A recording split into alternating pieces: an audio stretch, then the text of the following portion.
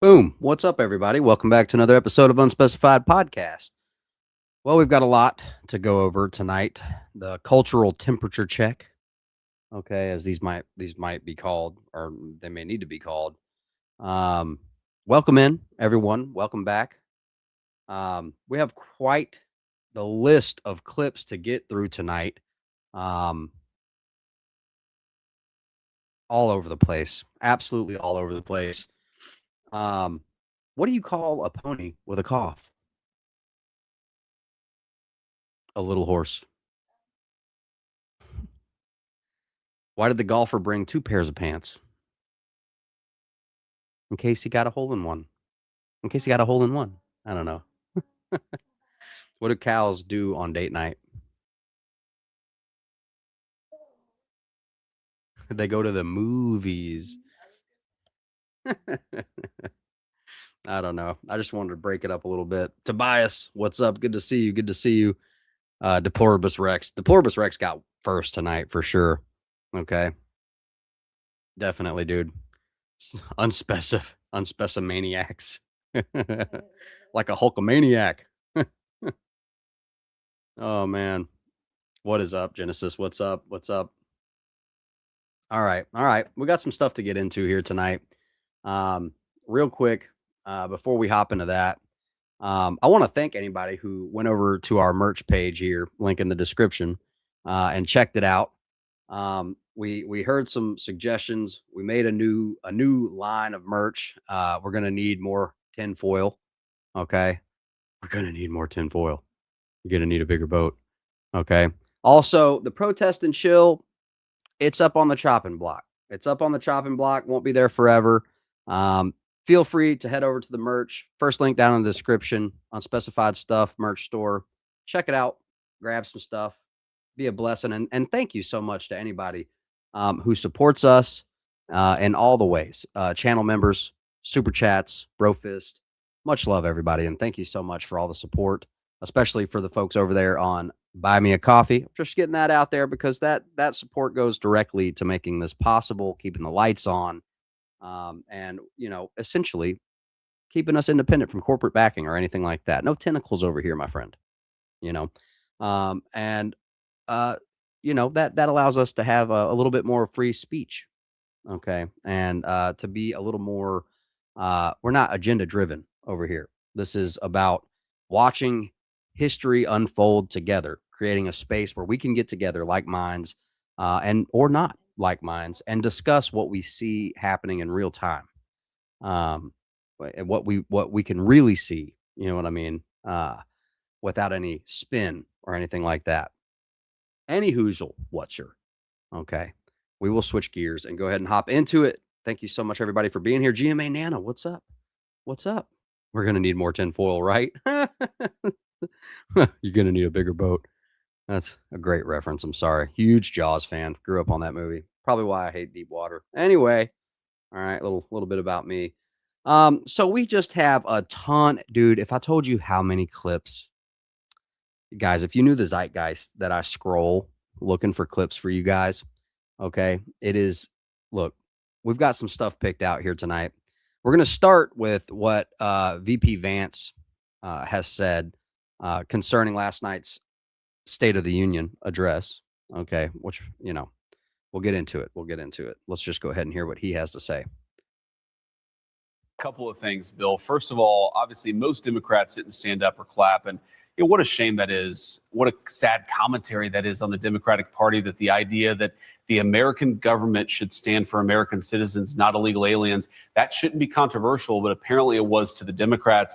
But I will say, Bill, something that I saw that probably most TV viewers didn't see was really the cowardice, because there were a few Democrats who sort of politely clapped. They didn't want to stand up. I guess maybe they were worried about being primaried by the far left fringe of their party, but they were all looking around. They weren't actually saying, you know what, I'm going to stand and support this because this is a common sense, obvious statement.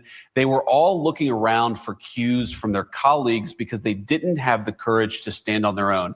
And that, more than anything, Bill, is the saddest commentary on the Democratic Party, that not only will they not stand for the idea that Americans should come first, They won't even have the courage of their convictions. They lean on the person to their left and their right rather than actually have some conviction.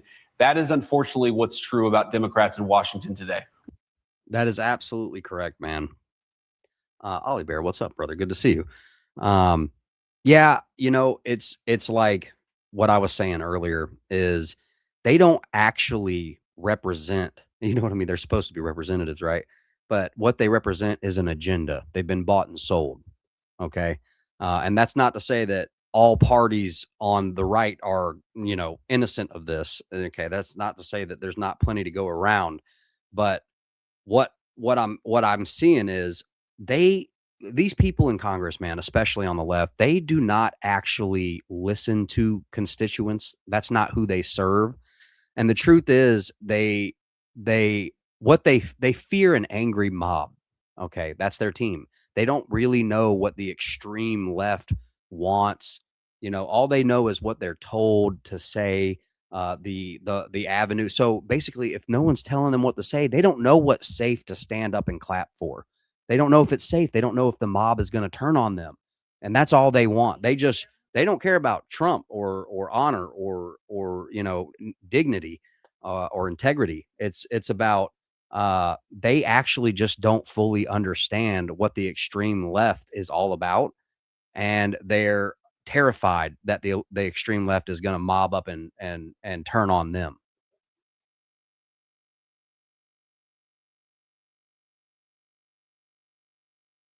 Oh, cool. Okay.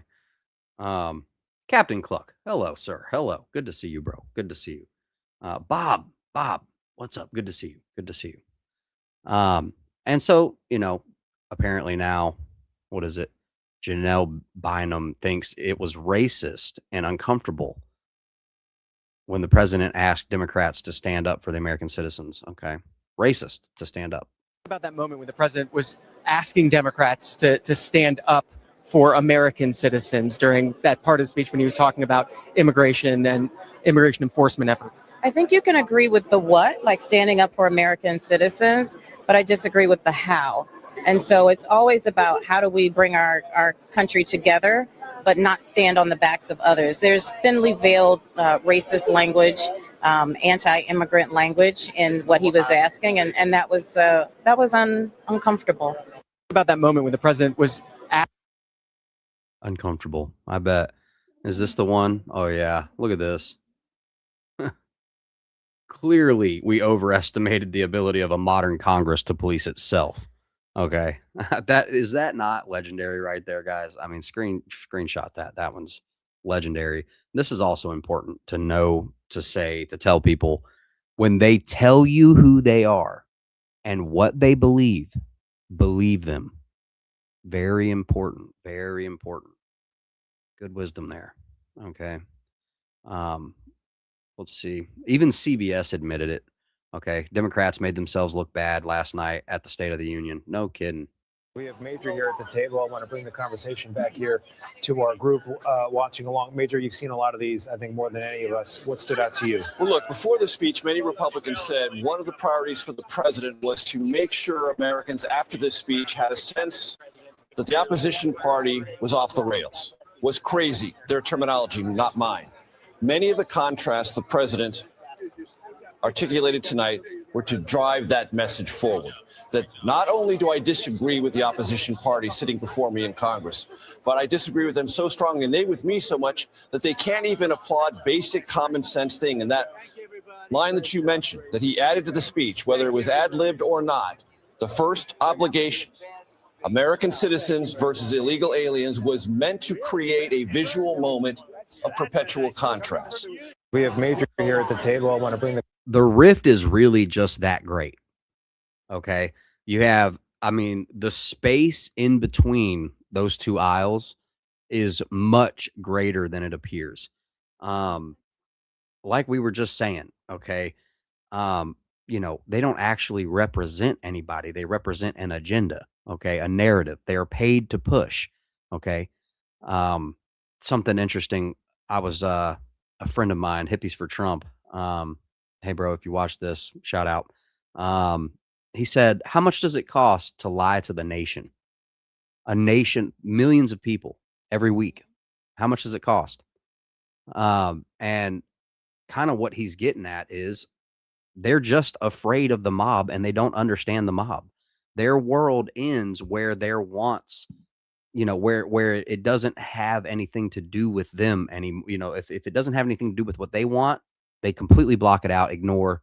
And I mean, we have a problem. We have a huge problem.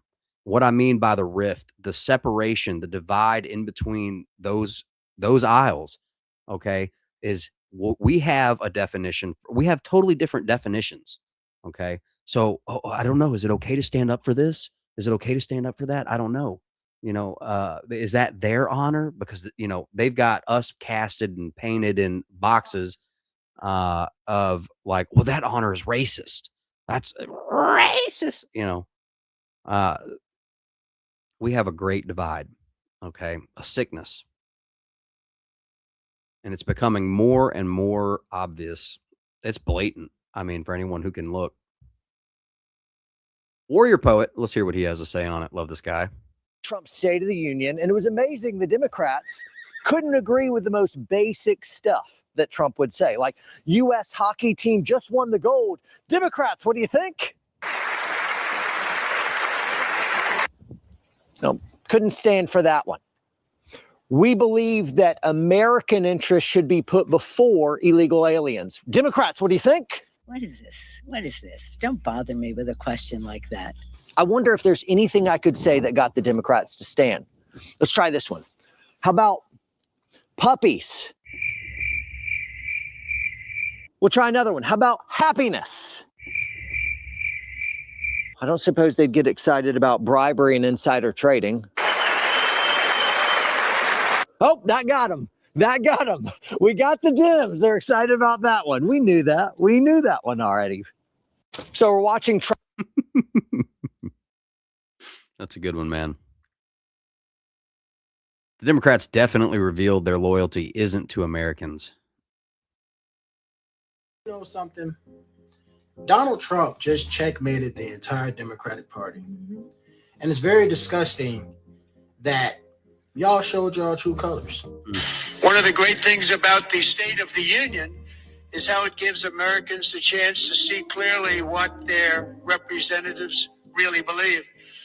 So tonight I'm inviting every legislator to join with my administration in reaffirming a fundamental principle.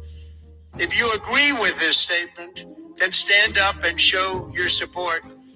The first duty of the American government is to protect American citizens, not illegal aliens.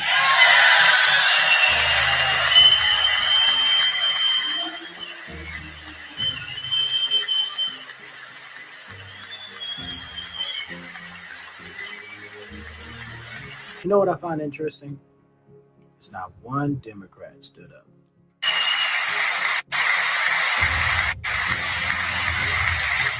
Not only did you not stand up, but Ilhan Omar and your friend right next to you, you decide to shout and holler and yell at the president while he's talking.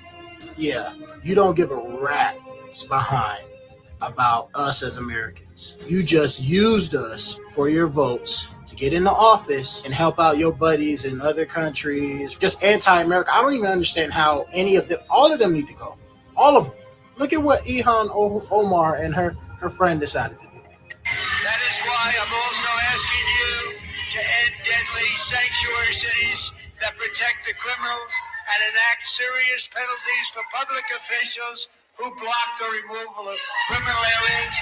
In many cases, drug lords, murderers all over our country, they're blocking the removal of these people out of our country, and you should be ashamed of yourself.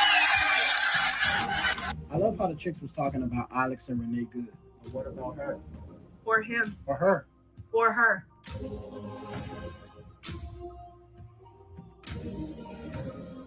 You should be ashamed of yourself.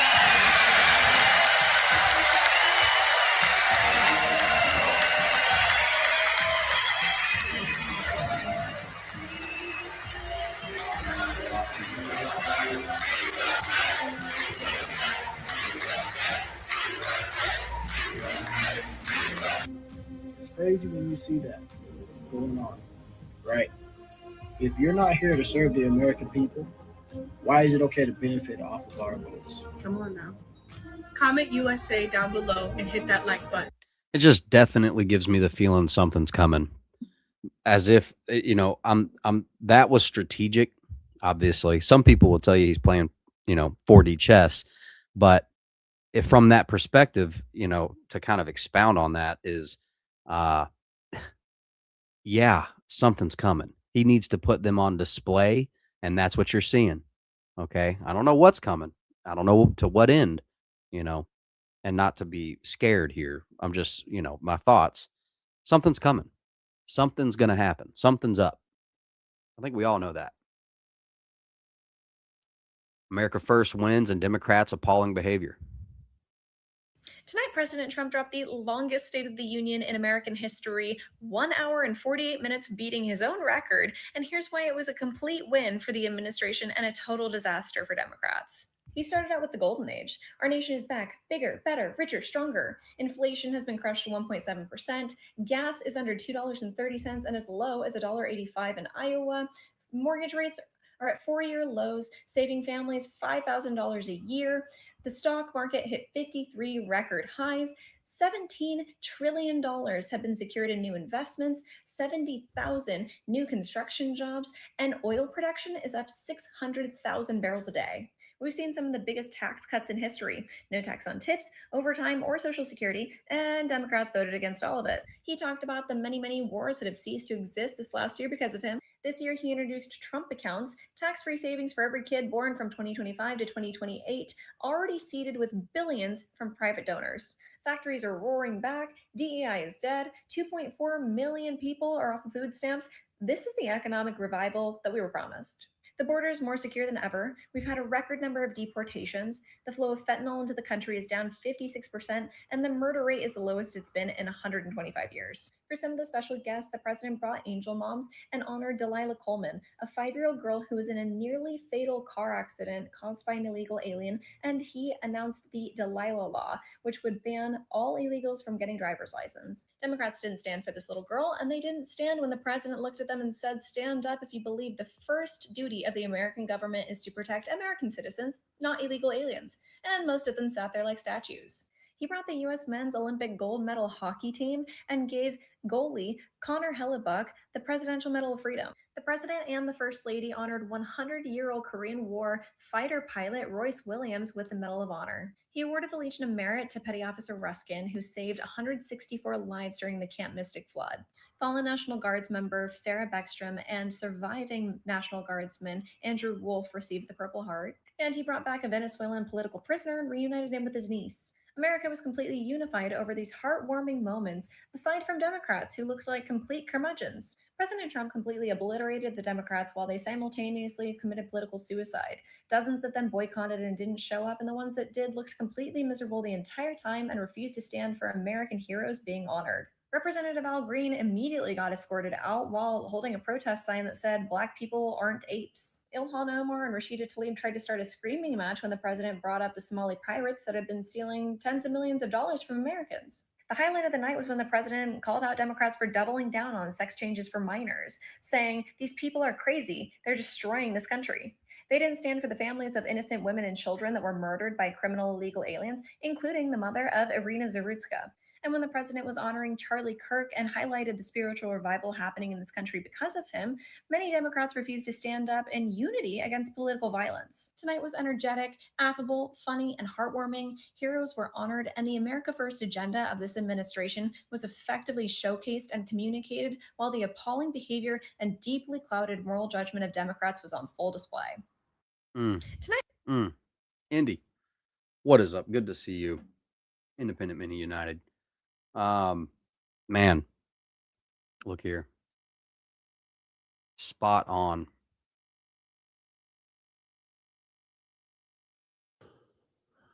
That was quite the speech, wasn't it? Let me start off by saying something very clearly. if you have any degree of common sense, if you have the ability to think critically and use logic. The only conclusion you can draw from tonight's State of the Union address is that the modern radical Democrat Party hates America. And I do not say that lightly. I wish I could say I was surprised. I wish I could say I can't believe they didn't stand up for X reason, Y reason, Z reason. Trump literally gave them the opportunity to stand up and admit that one of the roles of government, one of the biggest roles of government, is to protect American citizens. And what did they do?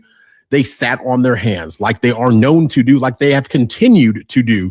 Every time they have had power, they have allowed individuals to run roughshod over the average American and dare you to call them out on it. One of the best things he did was actually call them out and allow individuals to see this contrast for themselves, because all too often you'll see leftists engage in this weird war of words, right, where they try to couch or phrase things differently to make it appear more palatable. They are masters at this. This is one of the hallmarks of cultural Marxism, is trying to change the definitions of things, trying to make things sound more appealing to the average everyday person, right? But you're going to sit there now and tell me that Democrats could not be bothered to stand up and admit that their job is to protect American citizens, particularly over illegal immigrants. They can't do that, right? They won't stand up for the 5-year-old girl who almost lost her life at the hands of an illegal immigrant who was given a driver's license here in this country.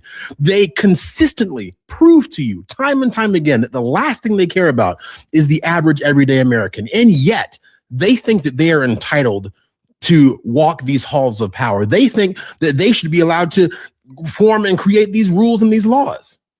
And I'm not going to sit here and pretend that the State of the Union address has not devolved into a little bit of political theater. I mean, it started off with Al Green, literally the festering boil on Houston, Texas, showing up with the sign that said black people aren't apes. Who told you that they were apes in the first place, Al Green? Let me ask you that question. But honestly, Al Green, ironically enough, is probably the strongest argument against the statement he even made this evening. But I digress.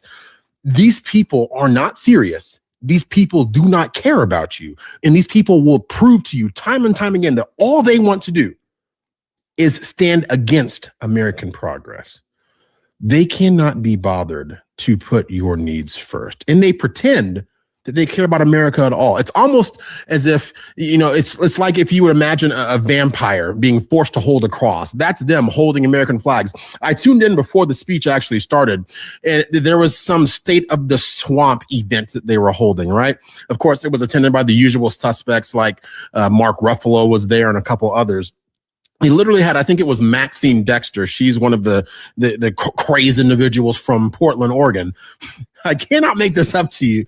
She literally had individuals behind her in inflatable frog costumes. And they're pretending that they're foot soldiers on the front lines of some imaginary war that they made up, right? Because to them, and you saw Ilhan Omar, Rashida Tlaib, a few others, you saw them very blatantly prove they don't care about Americans. They really do think they're the good guys. I don't know how you master the art of mental gymnastics to this degree that you sit there yelling at the president when the president is telling you how he's literally had to undo much of what you did. And let's make no mistake, the average leftist always seems to forget this, but this is probably one of the biggest overarching themes they need to grapple with. All they had to do was let Trump win in 2020, the election that he actually won that was stolen from him. If they just let him win, they wouldn't be dealing with this right now. But they couldn't help themselves. They had to say, oh, how can we stop the counting in these few swing states and get Biden in there and then literally throw open the doors at the southern border and let all these people in, right? And allow American citizens to lose their lives because we are prioritizing illegal immigrants. Trump went so far as to even classify fentanyl as a weapon of mass destruction and has talked about how it has contributed to the average American's lives, losing their lives. Talking about young women. You know, this is the party that claims to be all for women, right? Oh, we care about women so much, believe all women, right? But then they're going to let these individuals in who actually cause young American women to lose their lives. and they sit there with a straight face and dare you to call them out on it. These people are evil. These people are morally bankrupt. These people will not stop until they have completely gotten you under their government boot. And what's funny is they're going to sit there now. They would watch this video, right? And they would call me the bootlicker, right? That's what they do.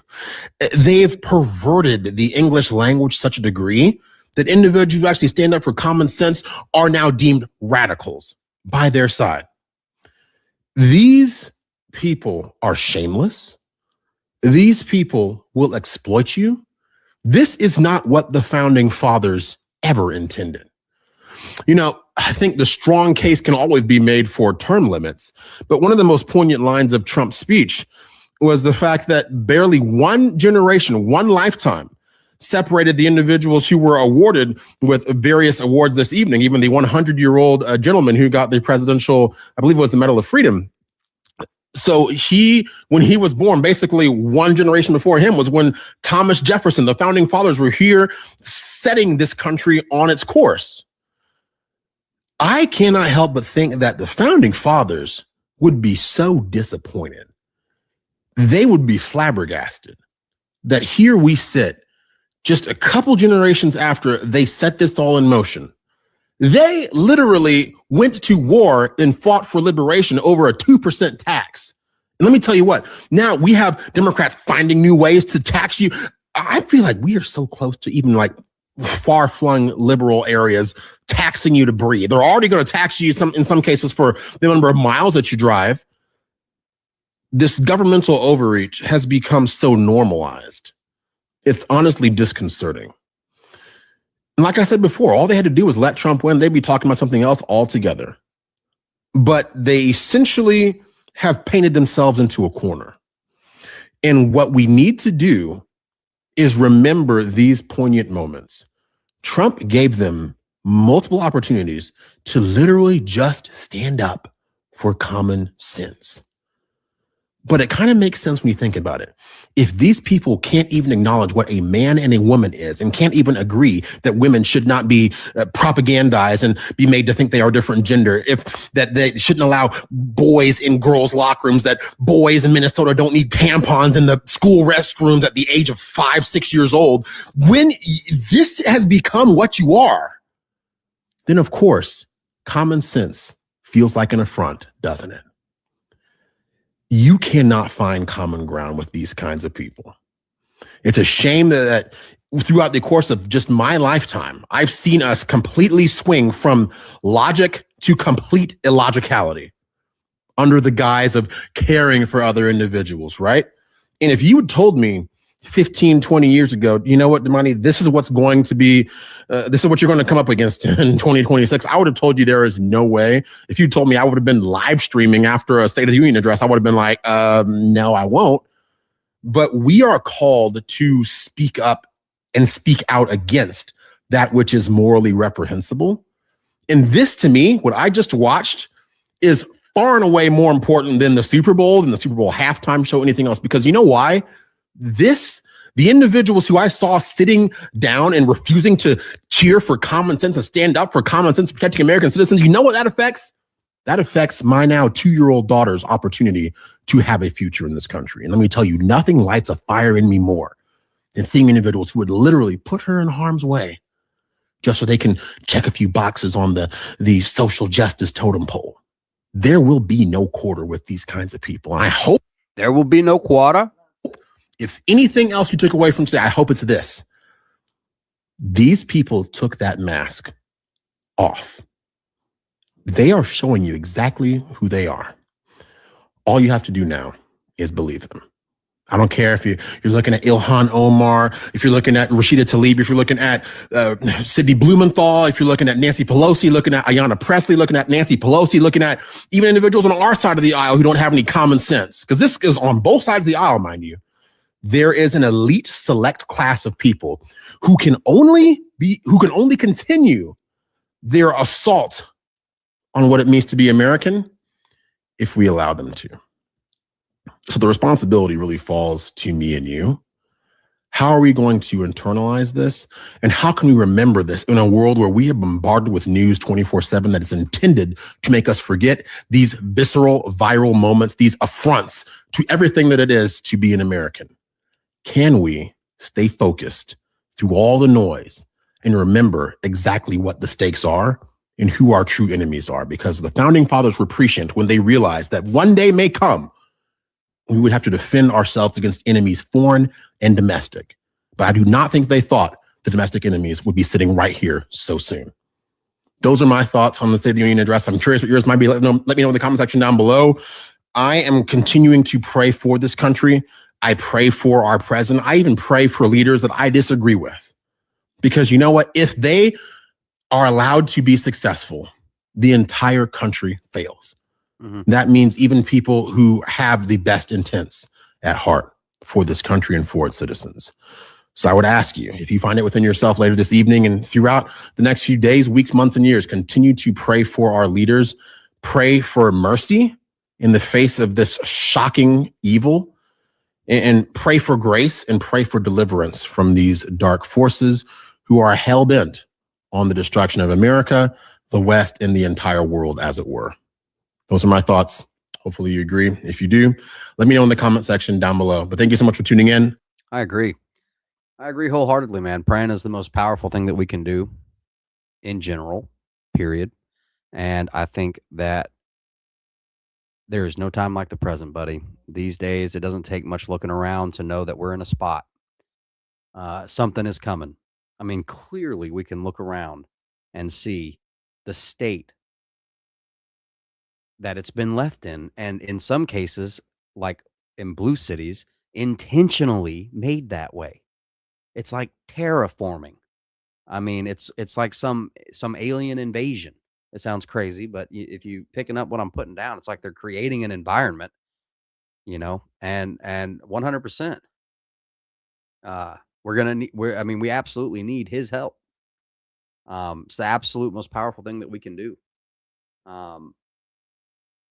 And of course, I'm going to do a shout out for Independent Mini United. Guys, Anti, if you could drop that link one more time for me, guys, click that link over there. You're going to miss out on some awesome music, conversation, and community. Okay. I want to see you over there. Maybe we can hang out backstage, speakeasy, watching movies and whatnot. I'm telling you, it's a great channel. Go check it out. Independent Mini United, Crimson Veritas on Rumble. And be sure to follow us over on X at Still Unspecific, or over on Rumble, Unspecified Podcast. Because algorithmically, guys, you know how it is already. I don't have to give you the spiel. Just in case one day, the pendulum swings. Okay. And right now it's all good and dandy and fine and great. But these leftists are pissed. Okay. And if you think when the pendulum swings that they're not going to come back harder than you've ever seen, there's no telling. It's going to be gulag looking stuff. Like, of course, I mean, we might not even be here on YouTube. So be sure to follow us on our other platforms like on X or Rumble. Anyway, you guys get it. Much love to everybody. Dragon Slayer, good to see you, brother, as well. Tennessee Ridge Runner, good to see you. We got this next clip here. Switching gears a little bit, but not too hard. The White House releases the names of NGOs funding Antifa and the riots. All right. It's kind of a cool little analysis here.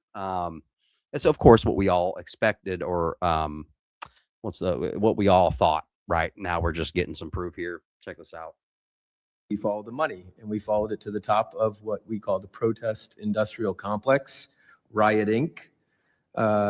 And we found a network of NGOs. It's not just the Soros network, the Open Society network. It's other funding networks, the Arabella funding network, the Tides funding network, Neville Roy Singham and his network, Foreign Cash. And it's also big left-wing funders. Some of them are not citizens of this country. Mr. Hans-Jörg Wyss of Switzerland. They're pouring money into this entire ecosystem. And so I want to share 3 money facts with you about what we call Riot Inc. Number one, like any corporation, Riot Inc. has many divisions. It doesn't just have the Antifa boots on the ground division. It has PR divisions. It has marketing divisions. It has a very well-funded legal division to get these boots on the ground back on the streets as quickly as possible. But it does have those investors that I mentioned. Number two, we have identified dozens of radical organizations, not just the decentralized Antifa organizations, but dozens of radical organizations that have received more than $100 million from the Riot Inc. investors. These would be the lawyer groups. These would be the groups that advocate for calling good, honest Americans fascists, et cetera. And then three, I think the most shocking thing is that we have found that more than $100 million in U.S. taxpayer funding has flowed into these funding networks, including at least $4 million to these very groups themselves, not just Antifa types, but there was an event in Atlanta called Stop Cop City. Over 60 rioters were charged with domestic terrorism. These groups received money for that from both the billionaire class as well as taxpayer money. So one other thing, this money helps fund the decentralized crowdfunding platforms. These are ways that Antifa, the John Brown Gun Club of Elm Fork, which had links to that attack on the ICE facility, the Socialist Rifle Association, and just because they don't have LLCs or EIN numbers doesn't mean they can't get paid. Some of these funding platforms, crowdfunding platforms, are funded by this network that we call Riot Inc. So again, I want to thank you for your leadership, for the whole cabinet's leadership on this. We're going to keep following the money and appreciate everything you're doing, sir. A little bit behind the scenes, a little underbelly to those who would not stand. That's what they support. They get paid to support what they get paid to support. They support what they get paid to support, is what I mean. All right. So this is really weird. Breaking: the FBI just raided the home and office of Deep Blue Los Angeles School Superintendent Alberto Carvalho, Los Angeles Unified School District. Search warrants were carried out. This was earlier today, and the affidavit for the search is under seal. Excuse me. Okay. And usually that would be because there are probably, I mean, look, I'm not gonna, I would assume if there are children involved, it would be under seal. I have no idea. That's just my pure speculation. What came to my head. Okay. Let's check this out. And we don't know exactly why. Okay. This clip is really low. Authorities. Now, from the air, we have not seen any FBI or law enforcement agents entering the home, but we do have a crew on the ground as well, and they tell us that they did see law enforcement, in fact, enter the home, and we'll be working to see what they may have found inside that home as this story continues to develop. Carvalho has been the chief of the nation's second largest school district since February of 2022.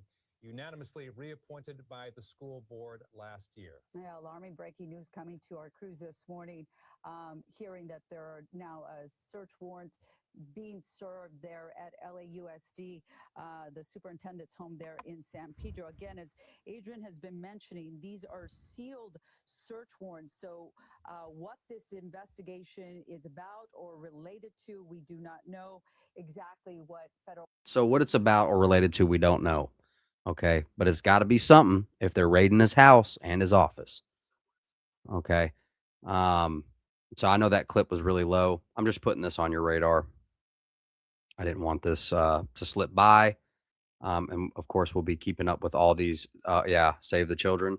Hey, teacher, leave those kids alone. Right. You're supposed to do it. Hey, teacher. You know what I mean? Let's see. This is 2 hours ago. Let's check this out. Breaking today, federal agents raiding the Los Angeles Unified School District headquarters and the home of Superintendent Alberto Carvalho. The FBI confirming that it executed search warrants, but withholding any further detail. The superintendent has recently made headlines for fighting with federal officials over immigration enforcement efforts in his district. Sandra? Okay, John, thank you. Okay. All right. All right.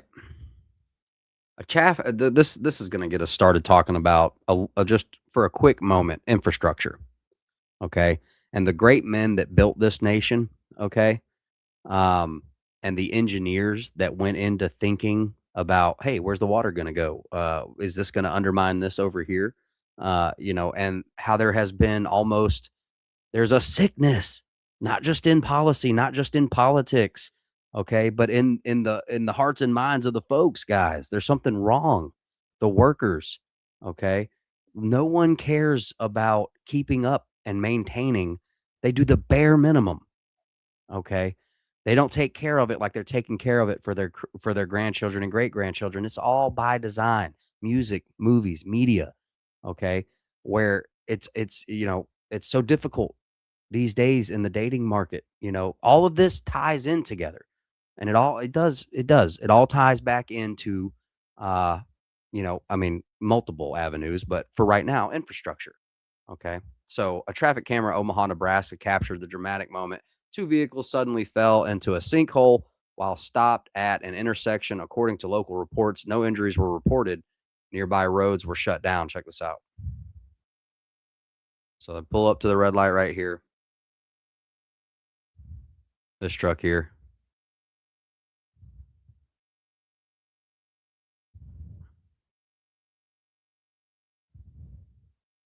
Well, I wonder what does it. Is it? Oh, wow. And my coon butt redneck self, I would be trying to get my truck out of the hole.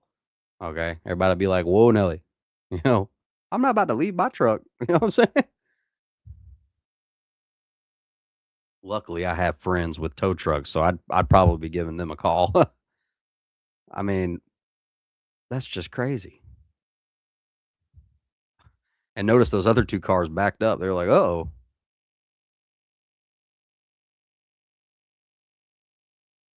All right. One person's getting out. Now, the dude in that Charger over there, the purple Scat Pack, is cool people. He pulled over off the side of the road, and he's going over there to help. I love that now. Okay. I really love seeing it.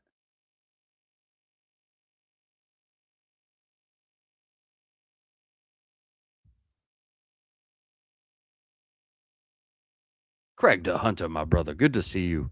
Good to see you, man. Go check out Craig's channel as well. Honestly, guys. One of the best Sunday live shows. Seriously. If someone could grab his link and drop it in the chat, I would be remiss if I did not point you in the direction of my good friends. Okay. All right. All right. So we're still on the subject of infrastructure, right? That's what we were talking about. All right. So much ties into that. And just this is a perspective shift. Okay. Just a juxtaposition. Okay. Japan's culture is intense. Incredible food, spotless infrastructure, and systems just work. The contrast with the US is hard to ignore. All right. Now, I know we could talk about all kinds of stuff. Just hear him out. Japan, if you've never been, is like going into the future. All the infrastructure is amazing. The food is super clean. You can go into a 7-Eleven, like a gas station, and get healthier food than most American restaurants. I came back. It was culture shock. Like everything in Japan works. The sinks work, the airport works, everything's clean. I get back to LAX and I'm like, I'm in a complete hellhole right now. It's dirty. I go into the bathroom, 3 sinks don't work. Then I'm like trying to get soap, doesn't work. Just would never happen in Japan. And then also at the same time, you're walking through LAX and just people are like obese, they're unkept, they're like not clean. People are like screaming, yelling. It's like so loud in Japan. There's no obese people. Like everybody is fit and everybody's quiet, orderly, super nice. And I'm not saying that's right or wrong. Like it's just a different culture, but there's a distinct culture shock that happens when you come back. Japan, if you've never been, is like. I agree. Very impressive. Very impressive. But just hold on to that, okay? Hold on to that thought. All right. All right. Now, this is shifting gears here.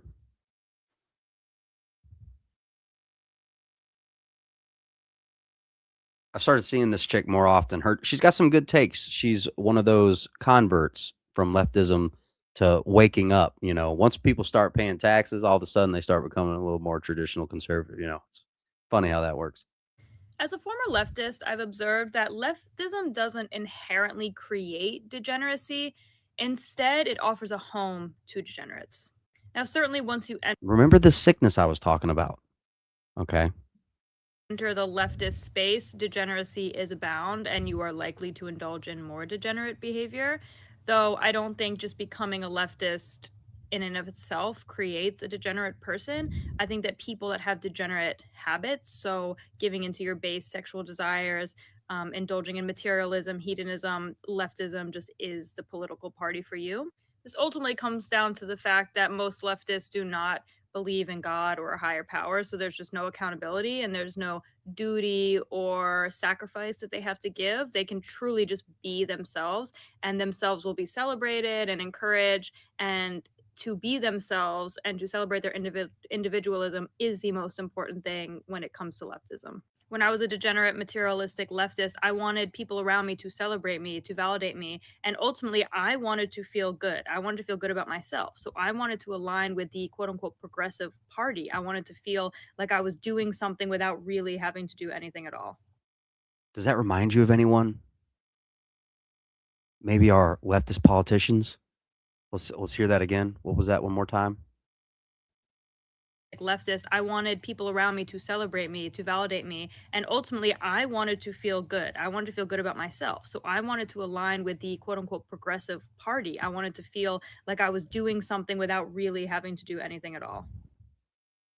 I mean, and we could kind of even classify politicians are an entire thing, okay? A sect of the population who believes they should be in control. What kind of person is that? Okay? Important, self-important, but they do nothing. Okay? They do nothing. Okay? They almost provide nothing, but a bunch of yip yap. They yap, okay, and make us think that they want our best interest or care for us, or they're going to do something for us, especially on the left. They talk about plenty of free handouts, and when we see like Mamdani, okay, can't deliver. Okay, Newscomb can't deliver. Okay, they can't actually do anything, guys. That's alchemy. It's like alchemy, isn't it? Turning, you know, something, getting something out of nothing. They do nothing. They provide nothing. Okay. And yet they get the money, and then they get to insider trade with each other. The way I think that it worked out, we need a government. We need somebody, think about back in the day. Mr. Franklin over here is of a higher thought. Okay. Actually educated, not indoctrinated. Okay. And he has the time and finances to think in order. Okay. Where the guys in the field, the guys on the docks, we don't have that kind of time. Okay. We got to provide for a family. All right. We need somebody to put this stuff in order for us. So we look to people who are higher learned. Okay. This is kind of how I think it started out, right? We need this. We've got to have a government, right? Okay. And so they set up a government for us. All right. It's the best. Okay. But some ideologies that I think have come from colleges, largely universities, higher learned facilities these days, modern times, if you're following me. Okay. We've been infiltrated. What is it? Marxist. That's what it is. Okay. I had a really good clip that basically breaks it down. Okay. All of these things to separate people by gender, by basically all this division causes fighting like crazy. Okay. I'll save on talking on. I'll look for that video and we'll try to revisit the subject, but I have some more to get into here. This is just in, okay. And I'm talking, still in line, in the same beat as infrastructure. Along with that, we have education. Just in, rapid declines in childhood literacy rates across the U.S., prompting nationwide Children's Hospital to begin screening for literacy skills. Nationally, just over 30% of fourth graders are considered proficient in reading, meaning 70% are incompetent. If you don't think that falls in line with infrastructure, okay, they want useful idiots, dependents. Okay, be dependent on the state. We'll take care of you. And we know the truth that when you need someone, who do you have? You're your own first responder. Anyone from the self-defense world knows this.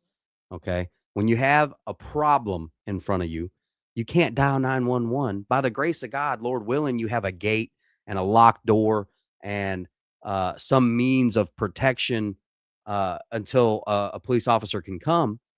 But when the bullets are flying and there's no time to dial 911, government's not going to come save you at this moment.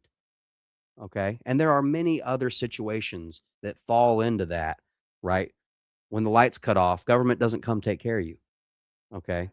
No one comes to take, you're your own first responder. And it's important that we all have a personal responsibility to do what we can in our own immediate situations in our lives. Okay. Because this right here, this speaks for itself. People that read books and do research will always sound crazy to people who don't. How about that? In the same vein as these books, okay, these parents were shocked to find out that a children's book like this exists titled Bye Bye Binary. We're at the library with our daughter right now, and we were going through the books. Thank God, because look at the book we just found. Oh, God. Bye Bye Binary. What is a book like this doing In a section for children? I don't want my child being a weirdo. This is the stuff that we don't want our child exposed to or being indoctrinated by. I mean, when you're 18, you can do whatever the hell you want. But, leave children out of this. Ages newborn to 4. Indoctrinating children. No, it's a boy or a girl. And if you want to be something else, you can get older as an 18, as an adult, and then you can make your own damn decision. But until then, you will be raised as a child, as a boy or a girl. Other adults trying to groom other people's babies. This is sick. This is sick. You need to hide it at the bottom of the bin so Please other hide it. children No, I think I might actually go take that up there. We're at the And you know what they're going to do? They're going to place it straight front, out, and center. Okay. As soon as y'all leave, I mean, it's sick. She nailed it. Grooming other people's children. That's exactly what that is. Okay. Homeschool. Homeschool your kids. No kidding. No kidding. All right. We're going to switch gears real quick here because I have some more concerning stuff. And this one pertains to Texas. Vote yes on Prop 10. Ban Sharia law in Texas. Obviously, that's a no-brainer. You would think if the representatives actually represented the people of America first, that this would be a common sense non-issue. Okay, let's hear her out. Texas is literally turning into Europe, and not in a good way. I'm talking about the Islamification of Texas. If you don't already know, over 40 mosques have opened in the Dallas area alone in the past 3 years. They tried to do that Islamic city where basically they had Sharia law and everything, their own little Islamic city in Texas. And now on the ballot, Proposition 10 for the midterms literally says, do you think Sharia law should be banned in Texas? Like, how is that even a question? And for those of you who are going to come at me and say, well, what about freedom of religion? This has nothing to do with freedom of religion. This has to do with Sharia law versus Western values, Western rights, and all of our freedoms. Because if you don't know anything about Sharia law, let me educate you for a second. Sharia law means that women do not have any rights. Most countries that practice Sharia law don't even allow women to drive. Men and women are not able to cohabitate unless they are married. Women actually need the permission of a man in order to travel. Alcohol is prohibited. Pork products are prohibited. So all of you Texans who love eating your bacon, well, there goes that. So much more. This isn't about religious freedom. This is about Western values, our freedoms as Americans versus Sharia law, which literally is the opposite of that. Sharia law does not want us to have any freedoms. They want to control us. Women have to be covered head to toe. I like to walk around and be free. I don't know about you. Basically, vote yes on Prop 10. As if it's even a conversation. As if it's even a conversation. This is a warning. It's a good one. Warning to America. The mayor of Dearborn, Michigan is a Muslim. The mayor of New York City is a Muslim. The mayor candidate of Minneapolis is a Muslim. The mayor of St. Louis Park is a Muslim. You have to wake up or else your country will be Islamized. A Muslim imam, I was listening to him. He lives in Florida, USA. He says, America will be a Muslim country. Islam will enter every house, every state, every city, every home, and in every church. And when your enemy speaks like that, believe your enemy. I am rebuking that Muslim imam. I am rebuking the spirit of Islam. And we are declaring that America belongs to Christianity. The UK belongs to the God of the Bible. Australia belongs to the God of the Bible. I am warning Australia, UK, and America. Stop mixing with foreign gods. That was the warning of the prophets in the Old Testament. Stop mixing with the foreign gods. A warning to America. All right. Now, look, I know the topics are starting to get a little heavy, but bear with us, okay? Just bear with us, all right? I promise you, it's for your benefit, okay?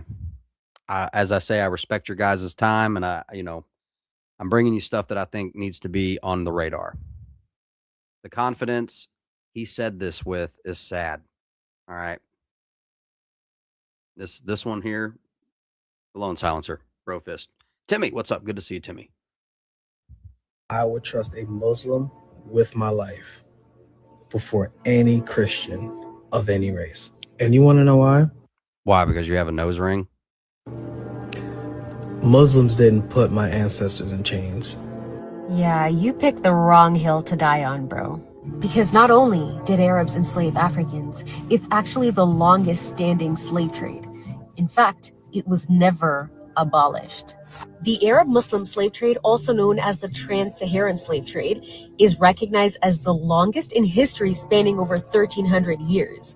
It forcibly removed millions of Africans from their homeland. Oh, and it gets way worse. You see, while European merchants primarily sought, strong young men to work their fields, the Arabs had a different idea in mind. For the Muslim merchants, there was a heavy focus on concubinage and sex slaves. The demand for females was so high that merchants would double their price, and the Muslims would impregnate their female slaves to try and stop reproduction between the Africans. You may be wondering what they did with the men in all this time. They castrated them, a procedure that resulted in the death of many during the process. Can you imagine being a man, having to watch your women be ripped out of your homes, and then having to watch them be sex slaves, and then you're castrated on top of that? It's no wonder that a lot of the slaves, the male slaves, committed suicide.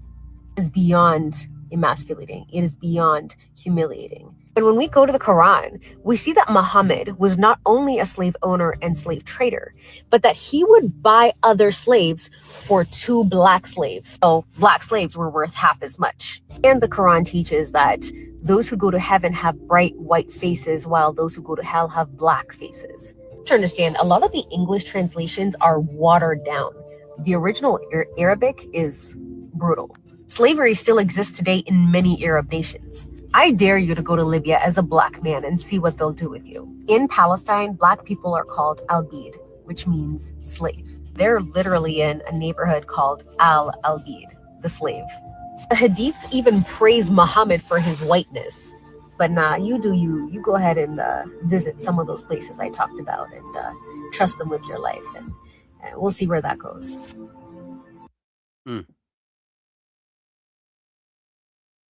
Real quick.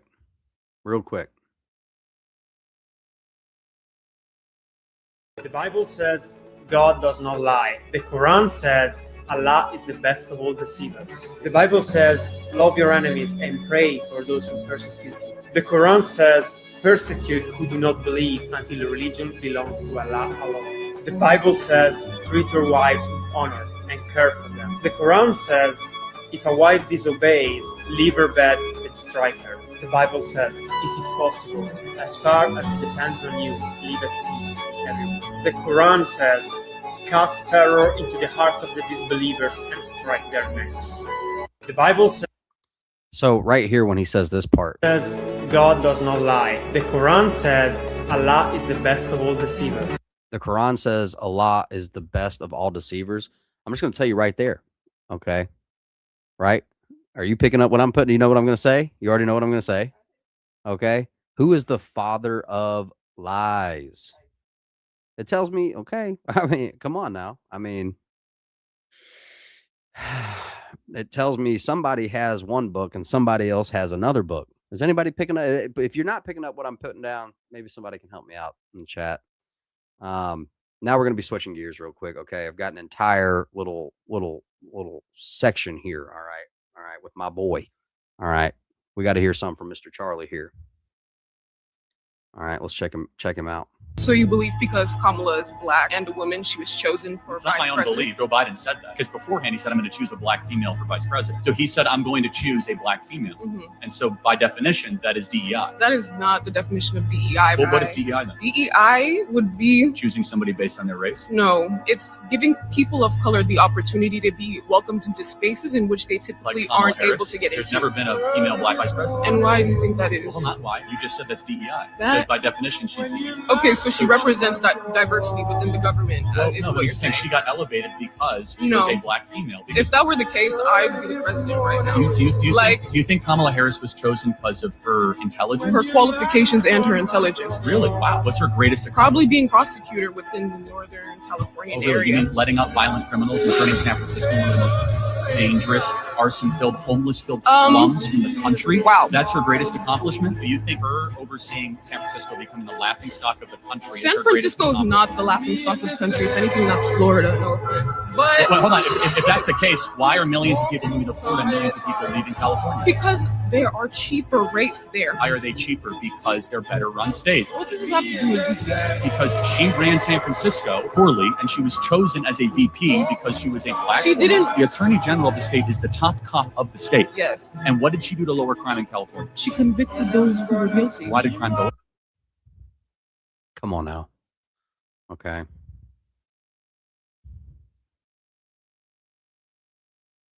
I saw some people with the shirt that says college is a scam. Could you elaborate a little bit more on that? Do you believe college is a scam? Yeah, half this audience, if you guys get a job, will end up getting a job that doesn't require a college degree. Any business that has a 50% rate of a customer being scammed will be shut down by the federal government for disenfranchising their customers. You went to Chili's, like, hey, 50% chance that our fries are going to give you food poisoning. This is just a glorified credentialing exercise. Yeah, and that's what you're paying for. Therefore, it's not Oh, okay. scam. So it's not education. You're just paying for a piece of paper so you can get a job. And education. I mean, oh, is it education? It is education. What does that mean to you? Resources, learning how to work, learning how to move around a professional workforce. You need to go to things that- college to learn that? Yes, I'd say I so. think you're being scammed, man. I don't- Take it from someone who didn't go to college. You don't need any of that stuff. I saw some people. Dude, he had the capacity that I'm referring to. He's like a modern day Ben Franklin. I mean, a thinker and able to keep it in order. Okay. I think that he would have done very well in office, but because of his mind, he didn't need that. He didn't even have to go, I mean, he found success just talking to people. Okay. And whereas we're used to politicians doing a bunch of talking and producing nothing, this guy actually produced solutions. Okay. And along with the vein of the infrastructure and the problem, the sickness in the hearts and with the left. All right. Not that it's all the left's fault. That's not what I'm saying.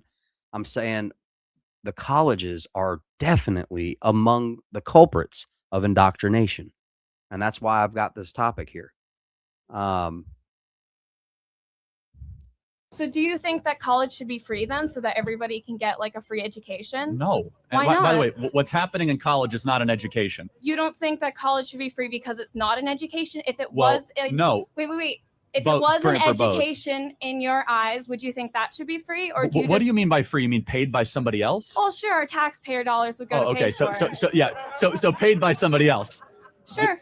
Sure. No, I don't believe that your schooling should be paid by somebody else. I want my taxes to go to schooling for everybody. I think education's great. I don't want my taxes But what do you really mean by that? You think education's great, but are we are is she really getting an education, or is this just a socialite, just a social fun time after high school? You get to go and continue to I mean, are they really pressed on education?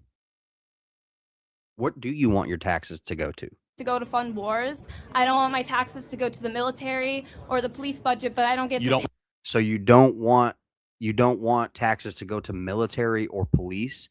So no military, right, means you get invaded. Okay? Okay? No police, no police equals an apocalyptic movie. You see apocalyptic movies, you know what makes them so bad? There's no one around who is going to give consequences for bad actions. Okay? It's a huge part of what makes the apocalypse is police or the lack thereof. Okay? So let's see. Want any military? I don't think that it should go to fund the military like that. I want my taxes. You don't want any police force? So education in Latin means to lead forth. Okay. Your idea of education is the new age, which is we're going to have like a buffet line of postmodern ideas and all ideas are treated the same. I don't believe that at all. College means partnership in Greek. And going back to education, you must lead forth towards something. And I think college should lead you towards the good, the true, and the beautiful. It should Okay. lead you towards things. And those are metaphysical terms. Okay? Like archetypal hierarchy. You know what I mean? I think it should lead towards beautiful things. Of course. Like beautiful things? Like you think that we should go out after college and be like, we're It's crazy how the indoctrination can literally put us in different worlds. Okay? So he talks and she hears totally different things than he's saying. So he said it should lead you to truth, beauty. Okay? And she hears beauty and she's like, what do you think he meant? Do you think he meant it should lead you to beautiful women? Is that what you heard? Like it's seriously crazy. Okay? We're living in two separate worlds. Obviously, can't you see? You know, when we watch the riots and the protests and we hear these people talk, it's easy to laugh and kind of make joke and make fun as a way to blow off steam about the impending sickness, impending doom of the nation if this rift continues. Okay. And you know, that's kind of what we do here during protests and riots. We kind of poke fun because it's just they write comedy themselves. Just watch them and listen. But more to the point, dude, we're speaking the same language, but we're speaking two different languages. We're speaking the same language, but we're speaking two different languages. We don't hear each other. And as soon as someone on the left approaches something, okay, that might be logically airtight or sound or true, they oh no, I'm confident in you'll see.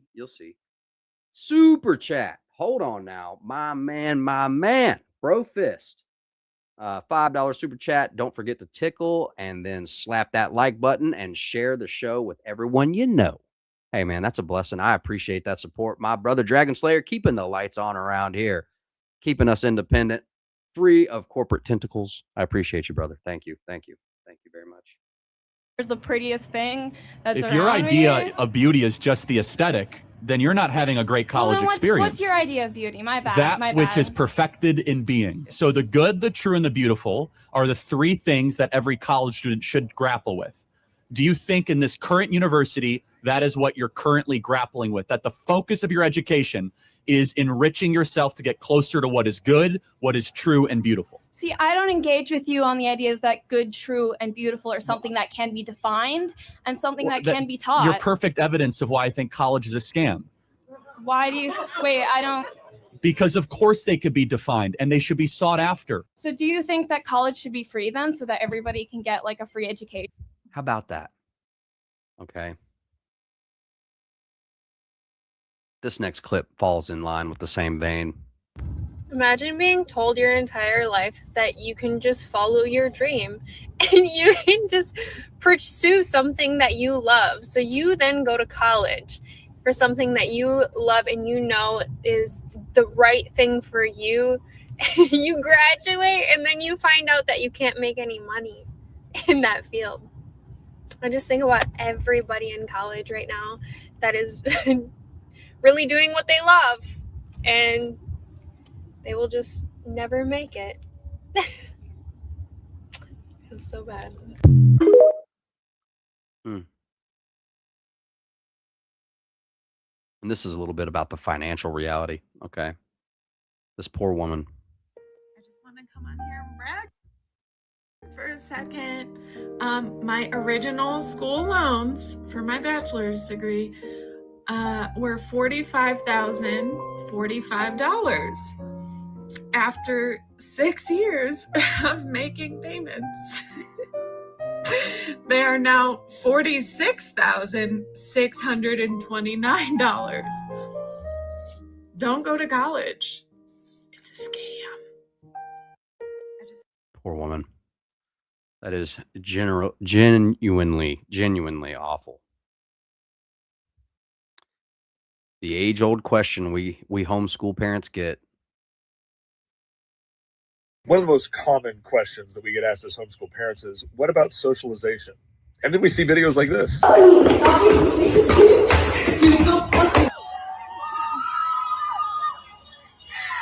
And I'm going to admit, it is really hard to try to replicate the sort of socialization that kids get at public school, between the beating kids up for not thinking the same way or cutting class to do protests. We were not able to replicate that at all. But our kids did manage to all graduate high school, and they love Jesus and can't stand Karl Marx. So mission accomplished. Well, Amen. And this just further solidifies that point. This says homeschool your kids. In the school system, they don't want us to learn about money because they just want to pump out good employees that do what they're told. I mean, if you look at school, it's opposite of what it takes to be successful in real life. Don't make a mistake. Do as you're told. Take tests by yourself. Don't cooperate. Do it by yourself. Do it on your own. And the last thing was, there's only one right answer. No, there's tons of answers to a problem. So you come out of school scared to death of making a mistake. You do everything on your own. You don't cooperate. There's no synergy. There's no brainstorming. And there's only one right answer. Everybody wants to get the right answer. There's no one right answer. So I think people come out of school paralyzed. I think the school system is criminal in that it kills a child's spirit of learning. You know, a child goes into school all excited about, yeah, I'm going to learn and it's going to be great. And then the teacher says, sit down and shut up. Don't talk. We don't care what you're interested in the school system. We have a PSA, okay, about the South here, people. Okay, we have a PSA. Listen to this woman here. I love this. We, the people of the South, are no longer accepting any more woke people. This is a PSA announcement. We, the people of the South, are no longer accepting any more woke people. You cause chaos and confusion and try to dismantle the republic. Stay up there. Don't you bring your socialist woke behind down here. I know we known as the dirty South, but we do check IDs when voting. That part. You see, around these parts, we get along and we have common to the freaking sense. And definitely I want to mention that Jesus Christ is Lord around these parts. And we like to get some sleep at night because our Lord and Savior neither sleeps nor slumbers. We like to lie down in peace and in his sweet rest, for he alone make us dwell in safety. So what am I saying here? Glad you asked. We don't want to be awakened 5 times a day for the call to prayer. You understand. You see, we know y'all don't respect women and you very much so confused about men, that part, but we're not. So I know things are getting a little rough because you made your bed and now you must lie in it. But you're not Goldilocks and the South is not the Three Bears. So you just can't enter and exit inside of our borders anytime you want. You know, kind of like y'all let the illegals do. You understand. Now, Jasmine Crockett said that we're broke, and we may be, but we're happy Because money is not the source of our strength. God is. And you would feel uncomfortable anyway. I mean, after all, most of the people in my neighborhood have American flags flying off of their home. Like me. I'm a Black, white Christian nationalist. I want you to feel at home, and the South won't feel like home to you. You might feel more at home in Canada, England, just trying to help you out because you're not welcome here. So as Jasmine Crockett says, we may be broke, but one thing we're not is woke. So Zoran to your Mandani and Abigail to your Spamberger. So we are not Motel 6 and we will not be leaving the lights on, honey. Stay up there or you can go east or west, but you can't come down south. Because we believe in guns and butter and we protect ours. You heard me? Stay up there. Love her instantly. Instantly. That was such a great take, man. Abigail to your Spamberger. Oh my gosh, dude. Some folks need proof that the Bible is real. Here it is. You can see this is apparently Mount Sinai. There's video footage of all this. The top is still burned. Became a type of a volcanic glass like obsidian or something. It actually burned the rock. There's also apparently the altar that Aaron made with a golden calf. They made the golden calf on the altar, but on the side of the altar, they drew a picture of a calf or cow. Still there. God told Moses to smite the rock and water would come out. A lot of folks think this is the rock that Moses smote. That rock sticking up on that mountain is 5 stories tall. 50 feet to the top of that rock, as tall as these trees around here. And it's split right down the middle. On both sides, there are erosion marks. Water came pouring out of that rock. We have sulfur balls. I've got some here on the table. These are actual sulfur balls from Sodom and Gomorrah. They're 99.9% sulfur, and they're burned out. These sulfur balls specimens were tested by Michael Bonilla, a friend of mine up in New York. He said they were 97.4% pure sulfur when he had them tested. Millions of these sulfur balls are over there, right in that one area. It literally rained burning sulfur. So hot that it took the bricks of the city and baked it into ash. No place else in the world has these phenomena. We've got hundreds of them in our museum out here. Sulfur balls from Sodom and Gomorrah. Some folks need proof. All right. Dude, this is where it's at right here. Okay. I love him. I love him. I love him with every being in my body. I love him so much because he saved me. Nobody was going to save me. People knew that I was doing that eventually. People knew. They never said, baby, don't do that. You're giving up your soul. Nobody ever told me that. They said, girl, sometimes you got to do what you got to do. You got to pay rent. You got to pay car note. You got to pay bills. Nobody saved me. And then I got pregnant. I didn't know who my son's father was because I was fornicating in the streets. And because I had so many abortions, I was used to it. And I said, God, I don't know who my baby father is. But I had made a vow prior to that, like, God, if I ever get pregnant again, I'm never going to have an abortion. But I got to that moment and I even called the abortion clinic and I was like, listen, I need to make an appointment. And I heard the Lord say, not this one. And I love my son. I love my son. I love him with everything in me because I know God sent him to me for a reason. I love Jesus. I love him. Anybody that knows me, honey, that girl loved God so much, that's all she talk about. You absolutely correct. I don't have nothing else to talk about but him. Why are you talking to me about the weather? And the world is perishing. Baby, we need to talk about your salvation.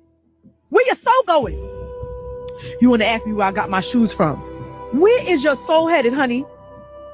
You want to take a trip to brunch? How about the church and Bible study? You on the wrong path. I'm not interested in those kind of things. I don't want to do that no more. I'm not interested in that. It's boring to me, actually. Come on. I want to read the word. Yes. I want to go to Bible study. Yes. I want to do the things of Christ. Yes. And Christ is, people think Christ is, he is not boring. I have so much fun in Christ. Come on. I go to fellowship events, they have all kind of different Christian events, venues, all kind of things. gospel skate, baby. I can't wait to get my skate on and listen to some gospel music. Everything is shifting in my life towards Christ. I don't want to deal with nothing else. I'm not interested in what you and your man got going on. Y'all going to hell. I don't care. You going to hell, you and your man. Your man. Girl, I don't care about that. First of all, you got the spirit of gossip in you. Don't even call me with that, because I'm going to rebuke you. You ain't going to get that to jump up on me. Call your mama or somebody. Don't call me. Matter of fact, you need to call on the Lord. You want to pray? Well, Keisha, I'm going to go ahead and call you back. Well, go ahead then, honey. I'm going to be praying for you. Because no, you ain't gonna mess up my flow with the Lord. No, I worked too hard to get here.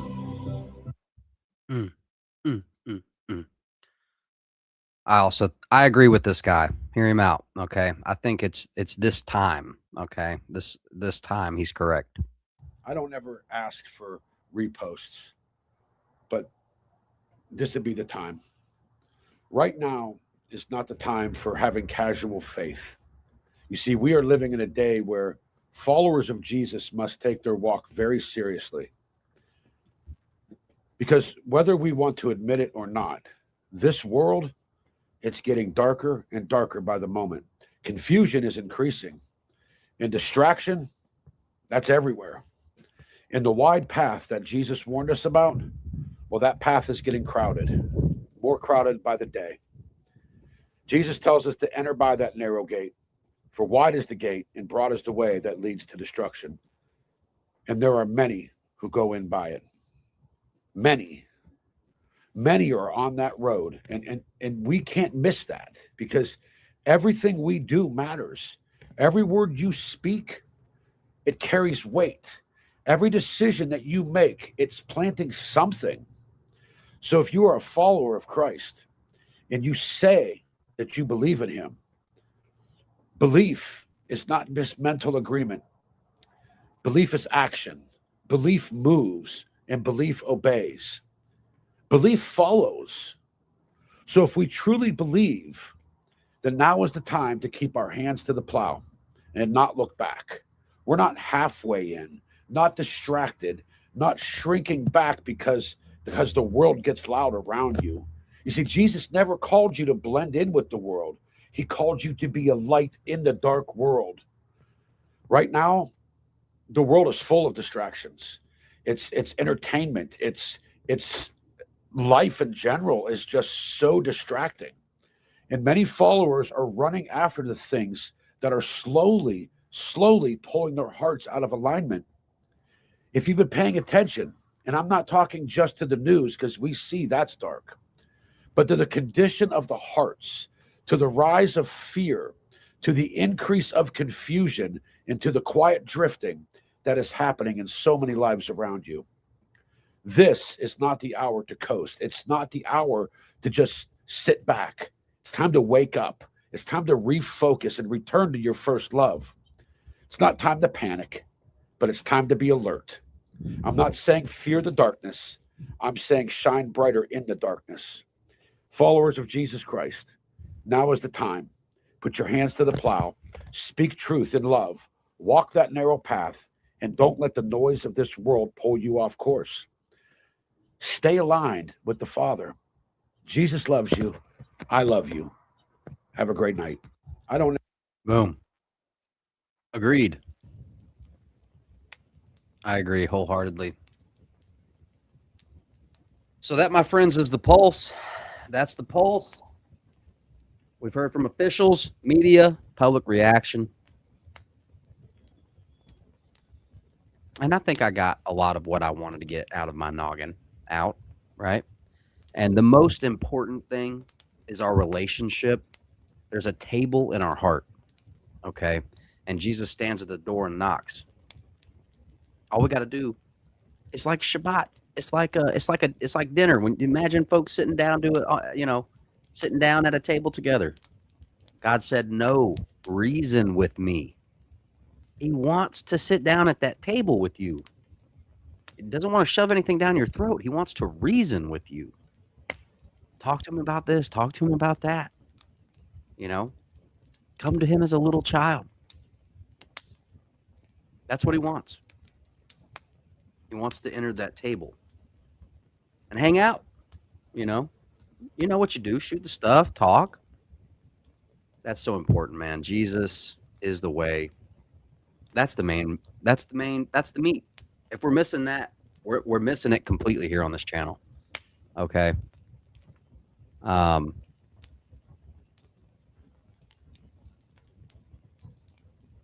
But with all that being said, guys, I think that's going to do it. Be sure to go over there and check out our friend Independent Mini United, Craig the Hunter as well. Check out our Unspecified friends. Okay, I would be remiss. Believers as well. And you know how it is, man. Look, I just want to say a thank you to those who support us over there. Buy me a coffee. If you're going over there and checking out the merch. I hate to beat a dead horse, right? Got some new designs. Some of the designs are going to be going away here pretty soon. Definitely want to point you guys in the direction over there and say thank you. Dragon Slayer, thank you so much again, brother. This episode brought to you partially by Dragon Slayer and Unspecified Stuff, merchstore.com. All the links to support us can be found in the description down below. And for those of you who support over on Buy Me a Coffee, I see you guys and thank you so much. And shout out to the channel members. Your support, guys, all of your support together. Even if you're not supporting in any of those ways, if you're just here, just your presence, if you're here in chat, okay, it's a big deal. It means much more than you know. Okay. Much love to everybody. Have a great night. Get your bro fists ready. Okay. I hope you guys have a blessed one. And we look forward to seeing you here tomorrow, you know, somewhere between the neighborhood of 6 to 8. Okay. All right. I'm trying with the schedule, guys. Okay. All right. If you've been here for a long time, you know the unspecified name. Okay. It's pretty accurate there. Dragon Slayer says, shameless plug. Keep an eye out. There will be a channel relaunch on my behalf soon. Exciting. That is not a shameless plug. Shout it out. That is awesome. Awesome, brother. I look forward to that. So definitely keep an eye out on Dragon Slayer's channel. We'll definitely keep an eye out. You know, we'll shout it out. And hopefully we can have some discussion up here. But I hate to throw the link out and wait and nobody comes up here to join us. So here soon, I would like to hear from you guys. Okay. We're probably going to have a few awkward nights where we try. Okay. And, you know, we'll just see how it develops. Okay. But we'd like you guys to come on up here and tell us what you think, for those brave enough to answer the call and speak what's in your mind and in your heart. Anyway, Genesis R got the bro fists. Get the bro fists ready, guys. All right. We're going to bro fist out of here. Much love, everybody. We will see you on the next one.